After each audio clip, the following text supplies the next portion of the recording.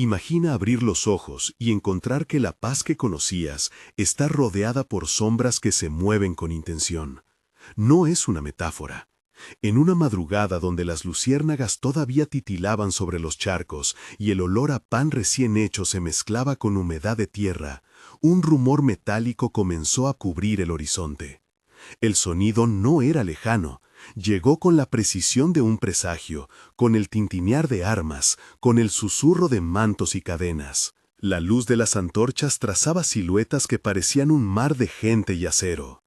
En el pueblo de Zafara, la incredulidad se convirtió en alarma en cuestión de segundos. La torre de vigilancia estaba helada al tacto. El viento traía olor a tomillo y a humo de brasas apagadas, y también el olor de cuero y de polvo removido por caballos. Desde lo alto, un muchacho llamado Ezra vio la línea interminable de cascos y estandartes que avanzaba como una lengua de sombra. La visión le clavó una sensación en el pecho, una mezcla de náusea y electricidad. Bajó las escaleras con las rodillas temblando, dejando huellas en la piedra húmeda, y corrió hasta donde la gente buscaba una voz firme, el profeta Omri, un hombre de oración cuya calma siempre había sido un faro en noches de angustia.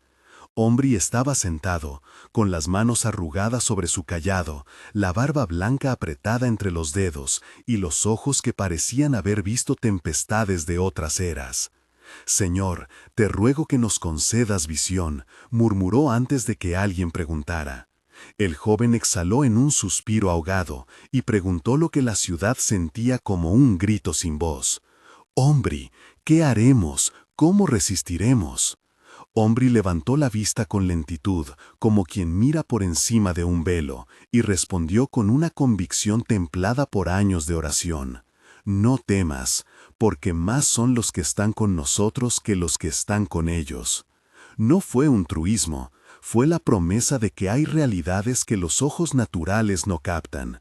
Como está escrito en Segunda de Reyes capítulo 6 y en tantos salmos de confianza, la batalla visible frecuentemente tiene un trasfondo invisible que define su desenlace. Si hoy sientes que te rodean problemas que parecen aplastarte, quédate atento, porque lo que verás desafiará tu manera de medir la ayuda. La madrugada avanzó y la sensación de amenaza se volvió palpable. Campanas y voces, voces de mando, el crujir de tiendas desplegadas, el olor a sudor y hierro que impregnaba el aire, todo eso dejó claro que no era una incursión distraída. El rey de la región vecina, Hazael, había ordenado una acción quirúrgica. Quería capturar a un hombre que, según sus consejeros, alineaba a las tribus y frustraba sus maquinaciones. Para él, la razón era simple. Si ese hombre dejaba de hablar, sus enemigos se desmoronarían. Pero Hazael no contaba con que las raíces del poder no siempre están donde los hombres suponen. Había rumores de que Omri escuchaba otra voz, de que su oración tenía eco en lugares que la estrategia militar ignoraba. En los patios y en las calles se mezclaban gritos de miedo, pasos que corrían, el olor de la harina sobre las manos de mujeres que amanecían preparando panes. Entre la gente se nombraron quienes prenderían antorchas, quienes cerrarían puertas, quienes treparían muros. Los nombres comenzaron a trazarse en la lengua de todos como un mapa de esperanza y de temor. Ezra, el joven vigía; Omri, el profeta; Mara, la panadera que ofrecía pan y consuelo; Jonás, el herrero que afilaba cuchillos; Salón, el anciano que recordaba antiguas plegarias; Rebeca, la partera que calmaba llantos; Uri, el pastor que entendía sendas en la oscuridad; Lea, la joven que cuidaba a los niños. Todos se movían con respiraciones entrecortadas, con manos que temblaban, con miradas que buscaban un ancla. En el centro de la plaza, un grupo se formó alrededor del profeta. Los diálogos se encadenaron, cada voz traía una posibilidad y un temor, y las palabras rebotaban en las paredes con el roce de la piedra húmeda. «Omri, si abren las puertas, ¿qué será de nuestras familias?», preguntó Mara con voz aguda. «No podemos ofrecer batalla contra un ejército», añadió Jonás, con el sonido del yunque todavía en sus manos. «Debemos escondernos en las cuevas y esperar que la noche nos cubra», propuso Uri. Omri alzó las manos y habló con autoridad suave. Escuchadme, orad conmigo. Señor, te ruego que abras los ojos de estos hombres para que no vean lo que desean ver, sino lo que tú quieres mostrarles. Esdra exhaló y dijo, ¿crees que bastará con una oración? Omri respondió, a veces la oración es el arma que desarma ejércitos. No es ausencia de estrategia, es reconocimiento de la fuente última de estrategia.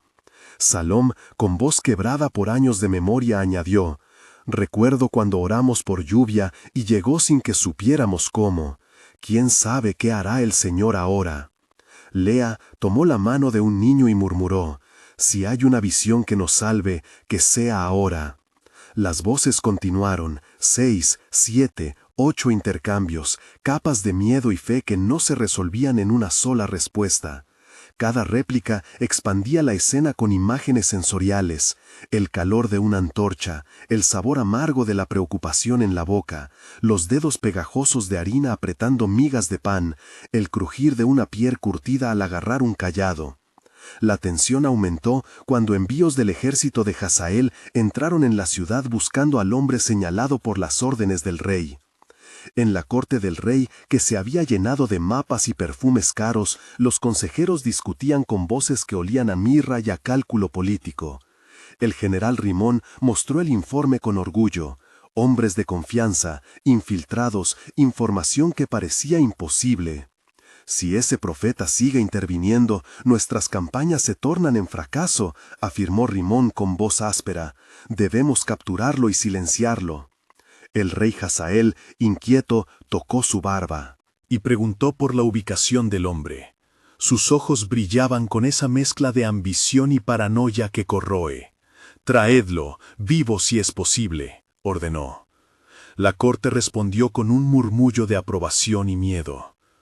En contraste, Omri, en la plaza, cerró los ojos y recordó noches en vela, el olor a aceite en su lámpara, la textura de pergaminos antiguos donde se leía de retos mayores.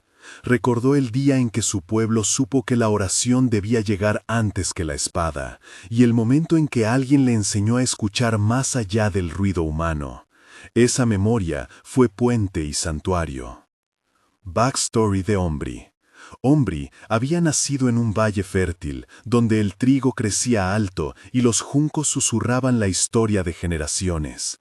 De niño, aprendió a reconocer las estaciones por el color del cielo y a sentir el latido del pueblo en el rumor de la garganta del río. Sus primeros recuerdos guardaban el olor de la madre que lo envolvía al coser redes y la risa del padre que molía granos al amanecer. Fue formado por un anciano llamado Eliab, que le enseñó a leer los salmos y a orar con manos firmes. En la adolescencia, Omri sufrió la pérdida de su hermano menor en una sequía que no respetó promesas, y esa ausencia le dejó una pregunta que lo acompañó toda la vida. ¿Por qué el sufrimiento toca a los justos? La pérdida lo empujó a una búsqueda de significado que lo llevó a renunciar a la ruta fácil del poder y a elegir el camino de la escucha. Aprendió a no confundir la oración con resignación y la acción con fe vacía. En la adultez, su reputación creció porque la gente experimentaba un consuelo real en su presencia. No era hombre de trucos. Su autoridad venía de noches de vigilia, de ayunos que le habían templado la voz y de momentos en los que el Señor le había dado paz en medio de la tormenta. Omri conocía el temor, la duda y la sed de justicia. También sabía que la misericordia y la firmeza son dos caras de una misma obediencia. Su formación incluyó el cuidado de enfermos, enseñar a jóvenes a leer, resolver disputas entre vecinos y orar por los que comían a la sombra de sus manos. En cada experiencia había aprendido que la verdadera revelación no anula la responsabilidad humana, sino que la ordena a un propósito más alto. La estrategia de Hazael implicó corajes tácticos y engaños. En la plaza, hombres armados interrogaron a los comerciantes, sacudieron las puertas, prendieron lámparas. El sonido de cuerdas tensas, de botas sobre madera, la marea visual de cascos al amanecer se convirtió en presión insoportable. Los invasores traían consigo órdenes y el deseo de control. En la corte, el consejero Velar detalló cómo la información había sido obtenida por un traidor que se ocultaba entre los sirvientes. «Lo alcancé con astucia», dijo Velar con voz baja, «pero la fuente permanece». En las sombras, la paranoia se volvió una brasa que quemaba la razón. Asael, incapaz de aceptar que la derrota fuera sino fruto de fuerzas invisibles, decidió presionar más. Organizó cinceladas patrullas que quemarían cualquier refugio y obligarían a la gente a entregar al hombre. La tensión creció hasta casi romper la plaza en dos. Momento de tensión 1. Omri cerró los ojos, sintió el corazón latir como un tambor en la noche. Una memoria invadió su mente, la vez que su hermano le clamó por agua, la sequía que lo dejó sin respuesta concreta. Todo eso se mezcló con el miedo actual de los niños que dormían en la iglesia. Se presentó la decisión: huir con unos pocos o quedarse y exponer al pueblo a más riesgo. La lucha interna fue feroz. Recordó las promesas de su formación y la presencia de un Dios que había mostrado salmos de esperanza en tiempos peores. Eligió quedarse y liderar la ciudad en oración. Esa decisión tuvo un peso físico, como si llevara un saco de piedras en los hombros, y al mismo tiempo sintiera una leve luz en el pecho que le decía que no estaba solo. Su respiración se volvió controlada, como el golpe de una remada constante. Fue una elección que definió la jornada. Omri llamó a la comunidad y propuso un plan extraño a los ojos militares, pero coherente con su fe.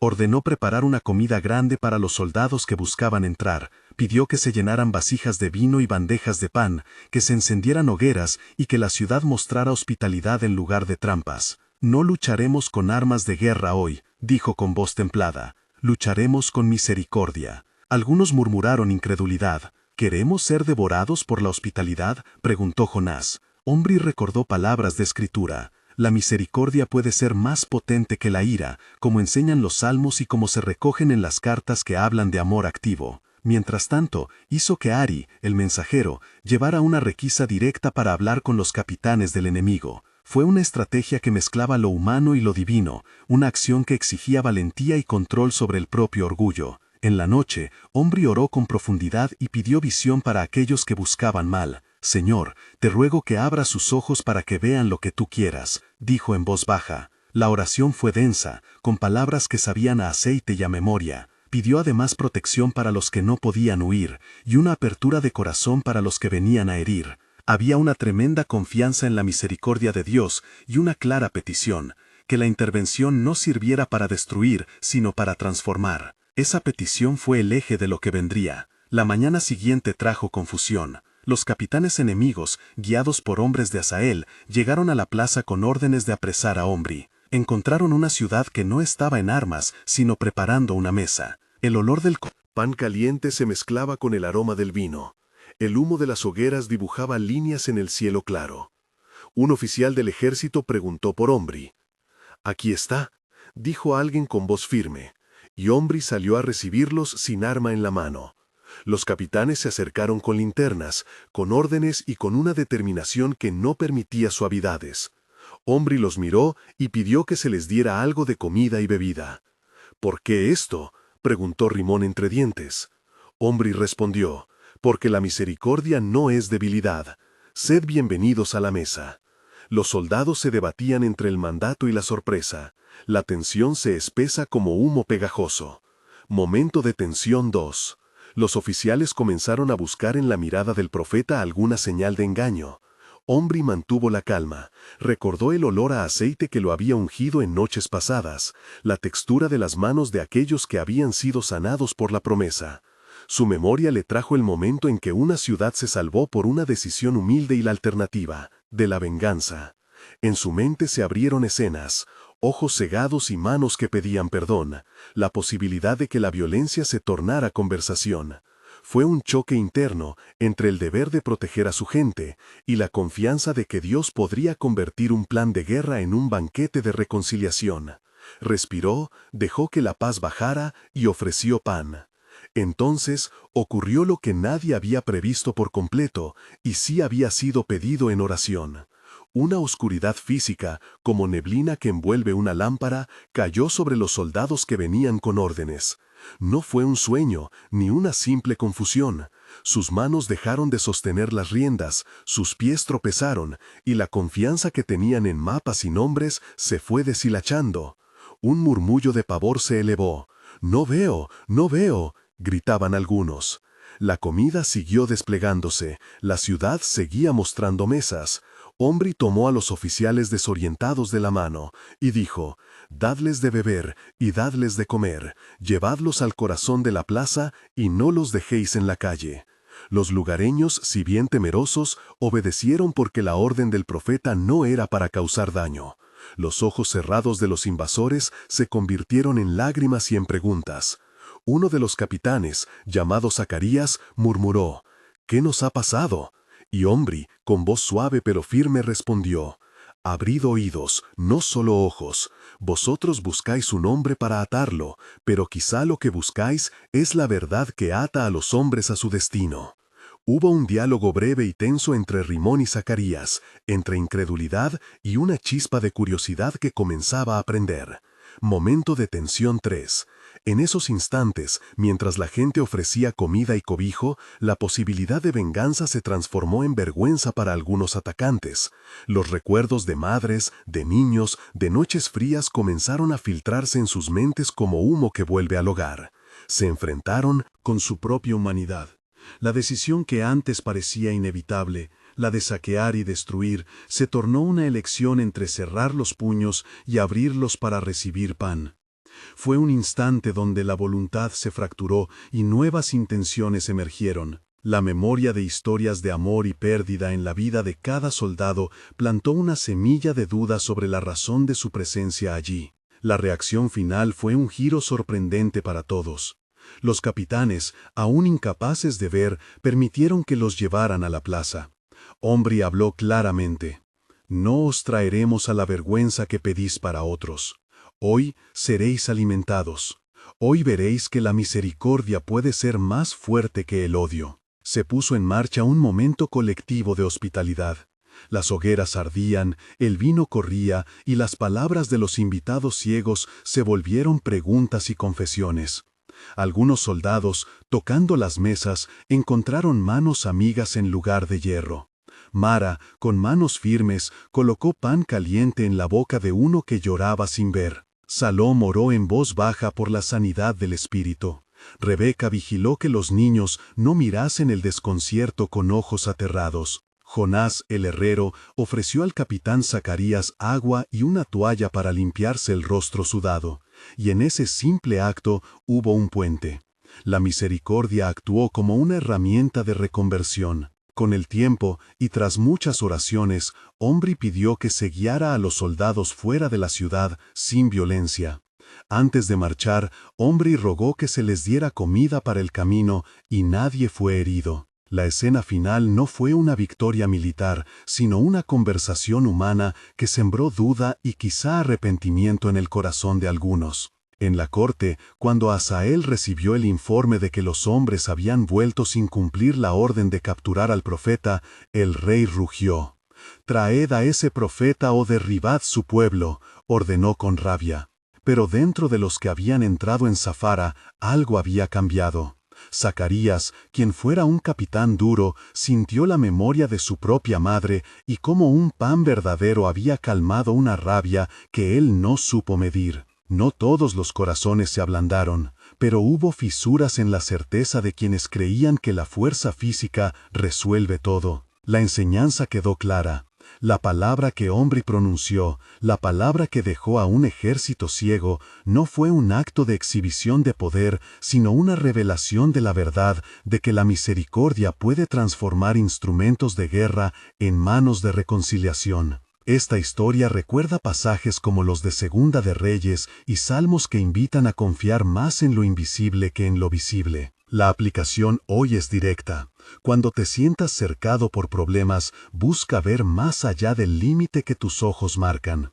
Pide visión, ora pidiendo que Dios dé perspectiva y que tu reacción no sea simplemente defensa, sino buscar la forma de amar al atacante de algún modo práctico. Sí, hoy sientes el nudo en la garganta como Ezra, escriba en los comentarios una palabra que describa lo que sientes ahora. Empieza con siento o con creo para que otros puedan leer y orar contigo. Tu palabra puede ser bálsamo para alguien que se siente en cerco. Prácticamente, ¿qué puedes hacer cuando te rodean tensiones que parecen insalvables? Primero, ora y pide visión. Segundo, reúne a tu comunidad para tomar una decisión que combine sabiduría y compasión. Tercero, recuerda que la misericordia no es ausencia de justicia, sino una forma más alta de coraje. No temas pedir ayuda ni mostrar vulnerabilidad. En la experiencia de Zafara hubo acciones concretas que se replican hoy. Preparar una mesa, abrir la casa, ofrecer alimento, orar por quienes te ofenden. Hay procesos técnicos que pueden ayudarte a implementar esto en tu comunidad. Organiza grupos de hospitalidad que reciban a personas en conflicto. Entrena equipos para responder con apoyo práctico en lugar de reacción violenta. Prepara protocolos para acompañar a quienes llegan heridos emocionalmente. Explica a tu equipo cómo montar una mesa de diálogo, cómo distribuir recursos de forma segura y cómo acompañar pasos de reconciliación con límites claros. Un mes después, la ciudad respiraba con más calma. La memoria del cerco aún estaba viva, pero ya no era la armadura que definía cada acción. Mara seguía horneando panes, pero ahora muchos de los soldados que habían estado entre los visitantes ciegos aparecían en la fila con rostros que buscaban reconciliación. Zacarías envió una carta a Omri pidiendo perdón por su dureza y ofreciendo un intercambio de alimentos que ayudaría a familias empobrecidas. La comunidad se organizó para apoyar a los que habían perdido herramientas y para ayudar a los heridos. La fe de Esdras se ancló en la convicción de que Dios había respondido. Había cambios prácticos, un grupo de vigilancia que no era militar sino de acompañamiento, fines de semana de hospitalidad, un banco de alimentos comunitario que llevaba el nombre de la partera Rebeca. La transformación no fue mágica, sino gradual y concreta. Las conversaciones volvieron a hablar de trabajo y de futuro, y la palabra de Omri se convirtió en un refrán entre los vecinos. No temas, porque más son los que están con nosotros. 3 meses después, algunos de los soldados que habían sentido ceguera emocional volvieron a visitar sin orden de Hazael. Vinieron con preguntas sobre Dios y sobre cómo reorientar la vida. Omri y la comunidad organizaron encuentros donde se combinaban pan y conversación sincera. Se creó una pequeña escuela para enseñar oficios a quienes querían dejar la vía militar y hallar otra forma de vivir. Hubo testimonios de antiguos capitanes que contaban cómo el recuerdo de la mesa en Zafara les había sacado del estupor del combate. En la corte, las noticias de que hombres regresaban transformados generaron debate entre los consejeros. Algunos lo consideraron una amenaza, otros una oportunidad. Hazael se mostró cada vez más nervioso ante la posibilidad de perder control por efecto de algo que no podía medir. 6 meses después, la región mostró señales de paz inusual. No fue una paz decretada por reyes, sino una paz construida de abajo hacia arriba, con mesas comunitarias, redes de apoyo y cambios en la forma de relacionarse. Omri y su gente no se proclamaron héroes, recordaron con humildad que la intervención vino de lo alto. La gente de Zafara prosperó en la medida en que aprendió a transformar amenaza en oportunidad de hospitalidad. El nombre del profeta se asoció con la idea de ver más allá, de orar por sabiduría y de actuar con misericordia cuando la sangre pedía guerra. Algunas familias reconstruyeron casas, el herrero Jonás abrió una escuela para jóvenes, y la partera Rebeca fundó un centro de apoyo para madres. Zacarías visitó la iglesia una tarde y dijo públicamente que la experiencia le había abierto preguntas sobre su propia vida. No todos cambiaron, pero suficientes lo hicieron para que la marea social cometiera un nuevo rumbo. El llamado para ti es claro y práctico. Cuando sientas que un ejército invisible te rodea, no te apresures a responder desde el temor. Pide visión, reúne a personas de confianza, prepara un plan que incluya acciones prácticas de ayuda y no descartes la posibilidad de que la misericordia sea la estrategia más sabia. Comparte en los comentarios cuál palabra te define ahora. Si esta historia te ha tocado, suscríbete para recibir más relatos que combinan historia bíblica con aplicación práctica. Recuerda las palabras que cambiaron una mañana en Zafala. No temas, porque más son los que están contigo.